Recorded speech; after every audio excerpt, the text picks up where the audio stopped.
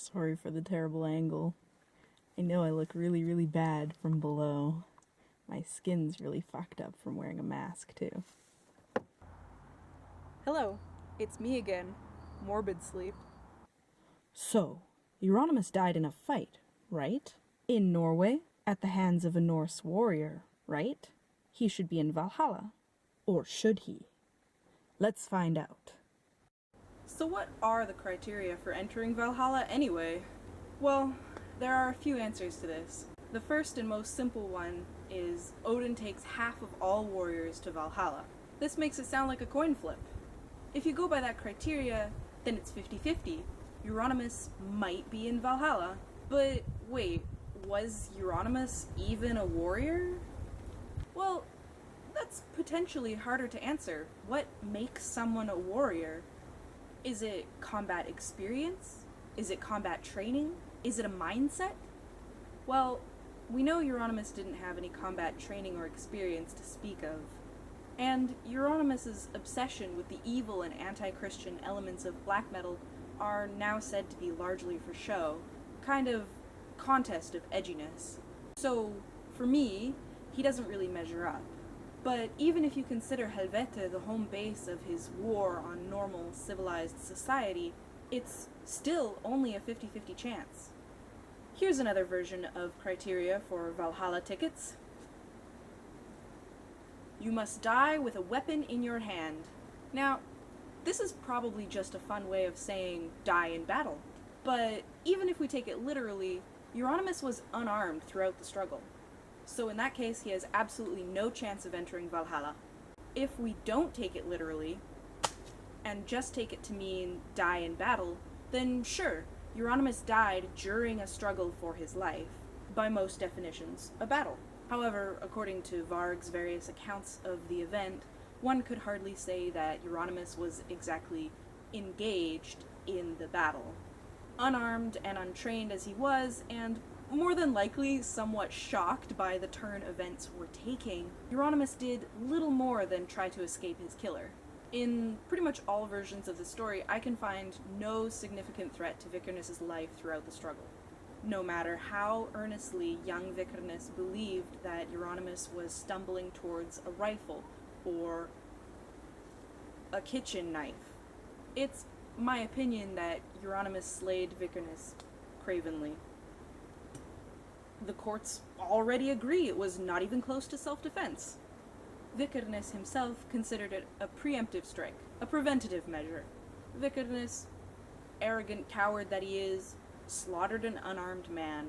So was it even a battle? You decide. For me, personally, it wasn't. It was a dishonorable ambush, and Euronymous was murdered as if he were a grasshopper captured by a toddler. The next consideration of entry into Valhalla is that the warriors who dine there have been selected for the upcoming battle at Ragnarok. This means, of course, that Odin chooses the best warriors, the ones that are going to help him win that battle. So, not only did Euronymous theoretically lack training and experience, I also believe that he lacked the mindset to fight in any battle, really. It sounds from most of the various sources of people who knew Euronymous while he was alive that he was a very powerful and influential catalyst under the right circumstances, but for artistic pursuits. He was an ideas guy, and possibly even somewhat manipulative, and many say he was even full of shit. But no one can deny the influence that he had, for better or for worse. After all, it was he who canonized Dead into the black metal martyr that he now is. So far, no. I don't pretend to know Euronymous personally. He died before I was born. I certainly won't pretend to know exactly Odin's preferences.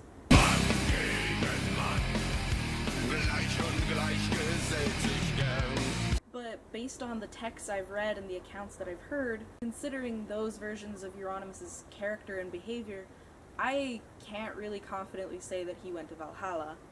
However, if you subscribe to the somewhat more lenient idea that simply dying bravely and with honor will take you to Valhalla, And maybe in this slightly cushier and less war-stained era, that is a pretty valid idea.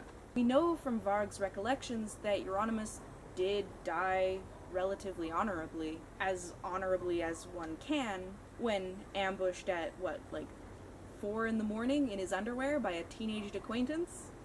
According to Vikernes, Euronymous did not cry out or weep. He didn't beg for help. He didn't beg for his life to be spared. Although he never retaliated, Euronymous was, I think he was smaller than Vikernes, and again, he was unarmed. And Vikernes totally had the drop on him. Considering the situation, he might have been unable to arm himself, or too surprised to think so ruthlessly. In the old days, in many cultures, simply not expressing pain or fear was one of the manliest, most warrior-y things you could do.